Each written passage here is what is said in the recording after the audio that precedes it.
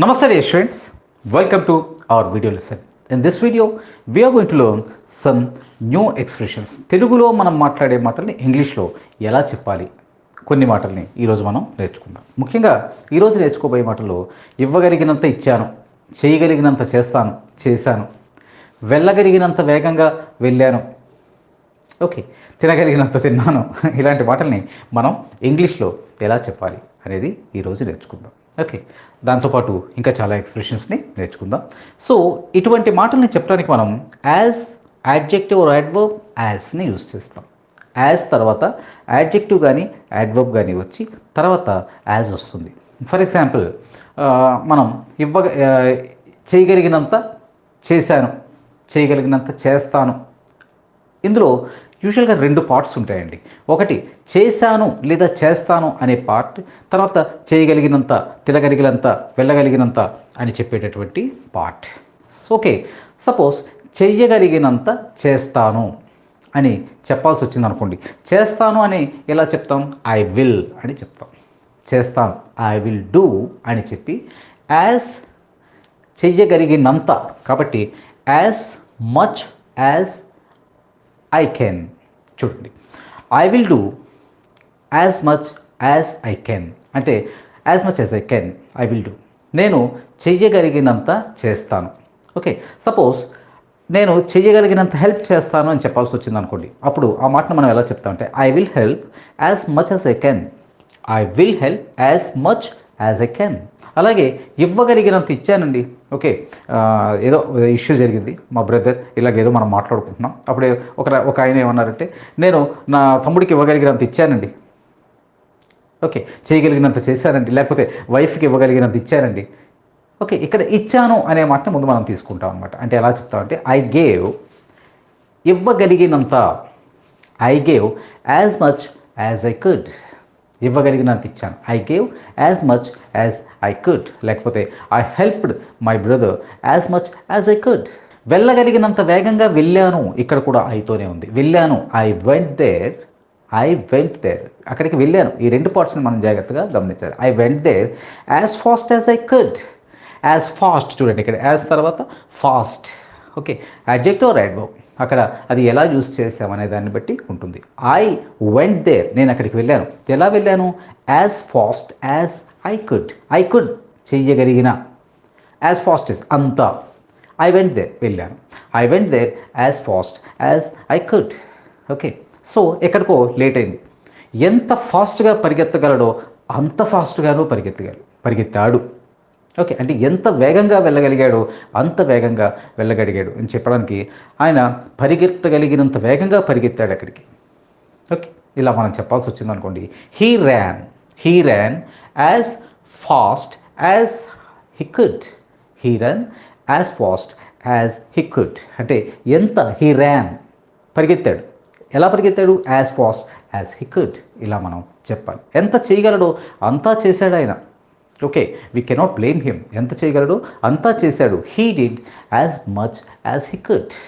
Okay, he did as much as he can అని చెప్పేసినా పర్వాలేదు. అంటే ఇక్కడ మనం జాగ్రత్తగా యూజ్ చేయాల్సింది ఏంటంటే యాజ్ అనే స్ట్రక్చర్ని. ఓకే, యాజ్ తర్వాత ఎప్పుడు యాడ్జెక్టివ్ ఆర్ యాడ్వర్బ్ వస్తాయి. Okay, this should be very careful while using. Okay, ఇది ఇలాంటి మాటలు చెప్పాల్సి వచ్చినప్పుడు సింపుల్గా ఈ స్ట్రక్చర్ని యూజ్ చేసి చెప్పేయండి. అండ్ సెకండ్, ఒక కన్నేసి ఉంచాలి అంటాం తెలుగులో. దేనిపైన? ఒక ఇష్యూ పైన, ఒక పర్సన్ పైన, సంథింగ్ ఆర్ సంబడి. అంటే కీప్ ఎన్ ఐ. ఇంగ్లీష్లో ఎలా చెప్పాలి? ఒక కన్నేసి ఉంచాలి అని చెప్పాల్సి వస్తే దాన్ని మనం ఇంగ్లీష్లో ఎలా చెప్తాం అంటే కీప్ ఎన్ ఐ అని అంటాం. కీప్ ఎన్ ఐ అంటే అతని మీద ఒక కన్నేసి ఉంచాలి. అది కొన్ని ఎగ్జాంపుల్స్ చూస్తే ఈ మాటలు ఇంగ్లీష్లో ఎలా చెప్తున్నారో చెప్తాం. He is not a reliable person. He is not a reliable person. Keep an I. Keep an I on something or somebody. Keep an eye on him. He is not a reliable person. Keep an eye on him. Please keep an eye on my bag.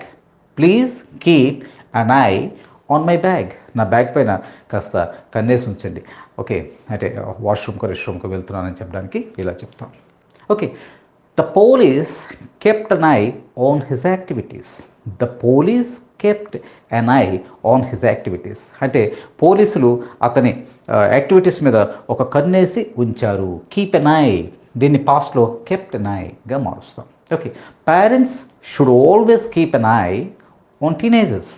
Parents should always keep an eye on teenagers, ఇలా మనం చెప్తాం. So ఇటువంటి ఈ కన్నేసి ఉంచాలి అని చెప్పాల్సి వస్తే keep an eye, kept an eye, will keep an eye ఇలా యూస్ చేయండి. ఓకే, ఎంత వేగంగా చేయగలనో అంత వేగంగా అయ్యేటప్పుడు as adjective or adverb plus యాజ్ని యూస్ చేయండి. ఓకే, ఇక నెక్స్ట్ ఏంటంటే మనం చాలాసార్లు ఇటువంటి మాటల్ని యూస్ చేస్తుంటాం. ఫర్ ఎగ్జాంపుల్, నేను వాష్రూమ్కి వెళ్ళానో లేదు అలా ఫోన్ మోగింది. Okay, every one experiences it I think.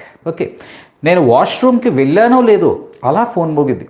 ఇలా కళ్ళు మూసుకున్నానో లేదో అలా నిద్ర పట్టేసింది. మూసుకున్నానో లేదో నిద్ర పట్టేసింది. ఓకే, వాష్రూమ్కి వెళ్ళానో లేదో ఫోన్ మోగింది. ఇటువంటి మాటల్ని ఎలా చెప్పాలి?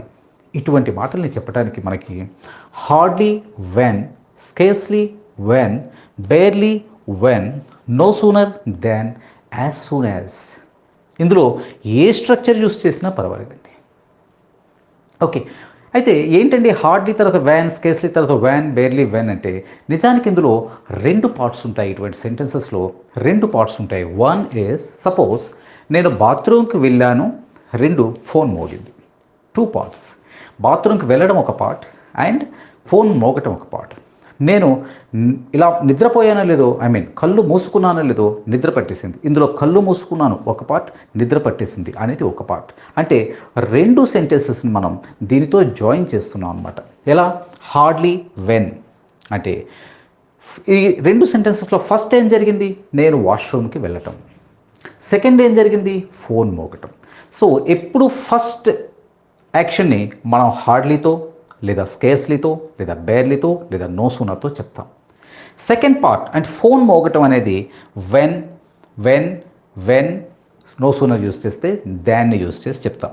ఓకే, ఒక ఎగ్జాంపుల్ చూస్తే మీకు క్లియర్గా ఉంటుంది.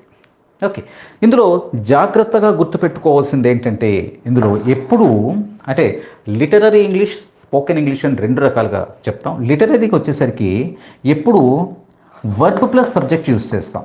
Verb plus subject. స్పోకెన్ ఇంగ్లీష్లోకి వచ్చేసరికి ఎప్పటికీ సబ్జెక్ట్ ప్లస్ వర్బ్నే యూస్ చేస్తాం. ఈ రెండింటికి తేడాని మనం చూద్దాం. ఓకే, హార్డ్లీ వెన్ ఒకే ఎగ్జాంపుల్ని చూసుకుంటే మీకు క్లియర్గా అర్థమైపోతుంది. సపోజ్ నేను వాష్రూమ్కి వెళ్ళానో లేదో, వాష్రూమ్లో అడుగు పెట్టానో లేదో ఫోన్ మోగింది. ఫస్ట్ వాష్రూమ్కి వెళ్ళటం కాబట్టి ఇక్కడ హార్డ్లీ హ్యాడ్ ఐ అని వస్తుంది. హార్డ్లీ తర్వాత వర్బ్ వస్తుంది, వర్బ్ ప్లస్ సబ్జెక్ట్ వస్తుంది. Hardly had I entered the washroom. Hardly had I entered the washroom when రావాలి ఇక్కడ. అంటే ఫస్ట్ పార్ట్ ఫినిష్ చేసాం. Hardly had I enter the washroom when the phone rang. ఏం లేదండి, ఇక్కడ రెండు యాక్షన్స్ జరిగాయి. ఒకటి బాత్రూమ్కి వెళ్ళటం, ఒకటి మన ఫోన్ మోగటం. ఇందులో బాత్రూమ్కి వెళ్ళటం అనేది ముందు జరిగింది కాబట్టి ఇక్కడ మనం హ్యాడ్ అనే దాన్ని యూస్ చేస్తాం. Okay, so hardly had I enter the washroom when the phone rang. దీన్నే స్కేర్స్లీతో చెప్పాల్సి వచ్చింది అనుకోండి. సేమ్ హార్డ్లీ బదులుగా స్కేర్స్లీ పెట్టండి. Scarcely had I entered the washroom. There is no change at all. Only హార్డ్ని రిమూవ్ చేసి స్కేర్స్లీని యూస్ చేస్తాం. Okay, hardly had I entered the washroom when phone rang. Scarcely had I entered the washroom, restroom ఏదో ఒకటి, when. Okay, when the phone rang. Barely had I entered the washroom when phone rang. అంటే hardly use చేసినా, scarcely use చేసినా, barely use చేసినా second sentence చెప్పేటప్పుడు వెన్ని use చేస్తాం. కానీ no sooner చెప్పేటప్పుడు మాత్రం దాన్ని యూస్ చేస్తాం. No sooner had I entered the washroom. No sooner had I entered the washroom. No sooner ముందు చెప్పి తర్వాత వెర్బ్ హ్యాడ్ అని చెప్తున్నాం. No sooner had I entered the washroom then, ఇక్కడ వెన్ చెప్పాం, దెన్ ద ఫోన్ ర్యాంగ్. జాగ్రత్తగా మైండ్లో పెట్టుకుంటే మీకు చాలా ఈజీగా ఉంటుంది ఇలాంటి మాటలను చెప్పడానికి. Okay, hardly had I entered the washroom when the phone rang. Scarcely had I entered the washroom when phone rang. Barely had I entered the washroom when phone rang. But no sooner had I entered the washroom then phone rang. దీంతోనే as soon యాజ్తో కూడా చెప్పొచ్చు. ఇది చాలా ఈజీగా ఉంటుంది, pretty easy. Okay, ఎలా అంటే As soon as I entered the washroom, the phone rang. Simple. As soon as I entered the washroom, the phone rang. ఇందులో హ్యాడ్ని యూస్ చేయం. ఓకే, అర్థమైందా? అయితే ఇది లిటరరీ. అంటే hardly had I, barely had I, scarcely had I, no sooner had I అని చెప్పడం literary. అలా కాకుండా దీనిలో ఐ హ్యాడ్ స్పోకెన్ ఇంగ్లీష్లోకి వచ్చేసరికి ఐ హ్యాడ్ సింపుల్ వన్, ఇది మీకు ఇంకాస్త ఈజీగా ఉంటుంది. I had hardly entered the washroom when the phone rang. ఇలాగైనా చెప్పచ్చు. I had hardly, I had scarcely entered the washroom when the phone rang.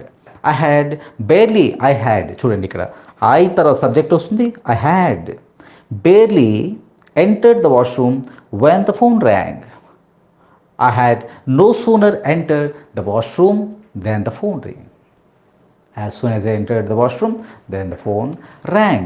అంటే ఇక్కడ ఏది యూస్ చేసినా లిటరరీ అంటే గ్రామటికల్లీ యూస్ చేస్తున్నప్పుడు హార్డీ హ్యాడ్ ఐ వస్తుంది. స్పోకెన్ ఇంగ్లీష్లో జనరల్గా మాట్లాడేటప్పుడు ఐ హ్యాడ్ హార్డ్లీ అని చెప్పేస్తారు.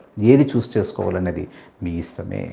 Okay, hardly had I reached the railway station when the train departed. నేను స్టేషన్కి వెళ్ళాను, ట్రైన్ డిపార్ట్ అయిపోయింది. Scarcely had I reached the station when the train departed. Barely had I reached the railway station then when the train departed. No sooner had I reached the station then, ఇక్కడ then రావాలి, ఇక్కడ when రాకూడదు. Then the train departed. Okay, so నిద్ర కన్ను మూసుకున్నానో లేదో ఈ example ఎలా చెప్తాం?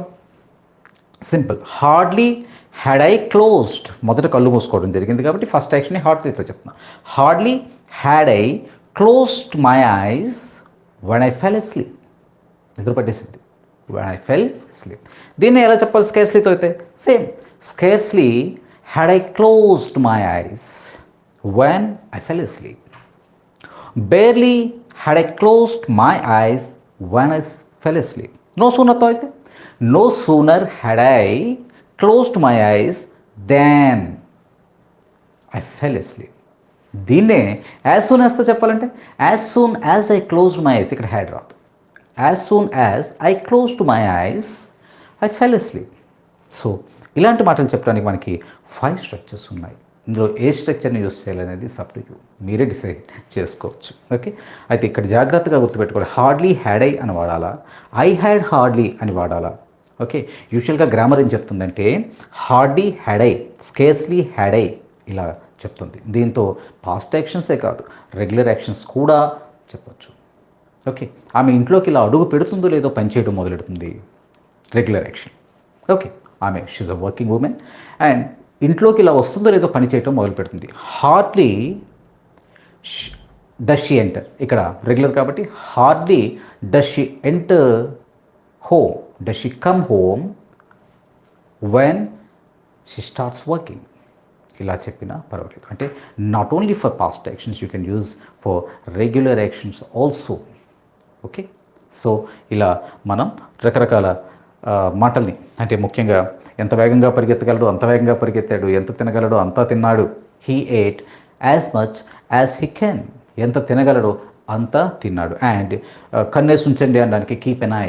ఇటువంటి మాటల్ని ఇలా వెళ్ళానో లేదో అలా జరిగింది, ఇలా వెళ్ళాను అలా జరిగింది, ఇటువంటి మాటల్ని ఇంగ్లీష్లో ఎలా చెప్పాలో ఈ లెసన్లో మనం నేర్చుకున్నాం. So try to prepare some examples on your own. Okay, then you will get complete idea of the particular structure. Okay, thank you very much my dear students.